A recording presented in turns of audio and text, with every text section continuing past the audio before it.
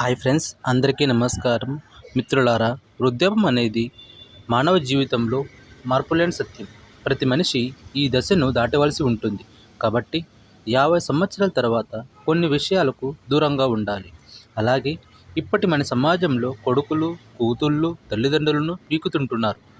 వారు తమ ఆస్తి ఇస్తే అమ్మా నాన్న లేదంటే వారిని బయటికి వెళ్ళగొడుతున్నారు. ఈ వీడియోలో వృద్ధాప్యంలో జీవితం నరకం కాకూడదు అన్న, చనిపోయే సమయంలో ఆ చావు నీచం కాకూడదు అన్న ఈ వీడియోలో తెలియజేసే కొన్ని విషయాలను పాటించండి.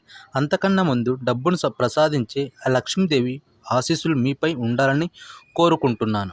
ముందుగా ఈ వీడియోకి లైక్ చేసి ఛానల్ని సబ్స్క్రైబ్ చేసుకోండి. అలాగే కామెంట్ సెక్షన్లో జై లక్ష్మీమాత అని కామెంట్ చేయండి.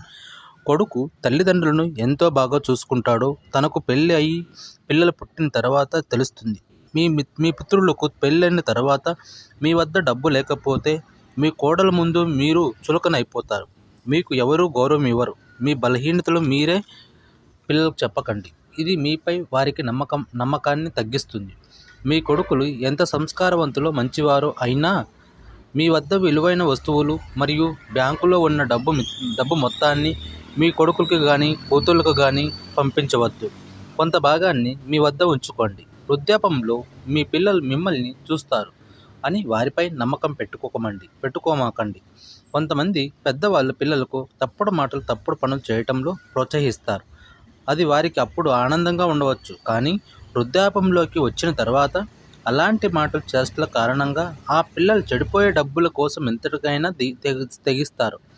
మీరు చెప్పిన మాటలు మీకే అప్పచెప్పుతారు. ఎందుకంటే వారి ప్రాధాన్యతలు కూడా కాలంతో పాటు మారుతూ ఉంటాయి. మీకు తిండిని పెట్టేదే మీ పిల్లలు కాదు, మీరు వారికి నేర్పిన విలువలు. ఇప్పటి నుండి మీ పిల్లలకు పెద్దలను గౌరవించి విలువలు ఇవ్వండి. ఏం జరిగినా మీరేం కష్టపడినా నిర్మించుకున్న మీ శాశ్వత నివాసాన్ని విడిచిపెట్టద్దు. ఇది చేదు నిజంగా లాగా ఉంటుంది. ఎందుకంటే తల్లిదండ్రులు తమ నివాసాన్ని విడిచిపెట్టిన తర్వాత వారు తమ కుమారుల ఇళ్లలో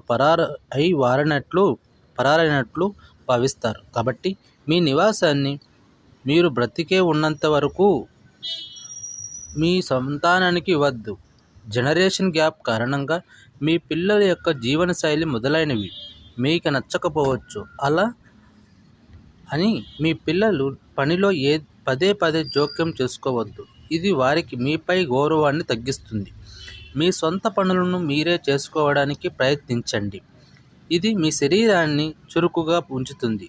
అలాగే మీరు ఎవరికీ భారంగా మారదు.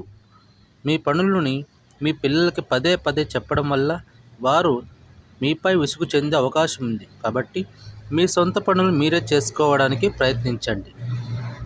మీ జీవిత భాగ్యస్వామిని ప్రేమించండి. మీతో వృద్ధాప్యంలో చివరి వరకు తోడు ఉండేది మీ భార్య మాత్రమే.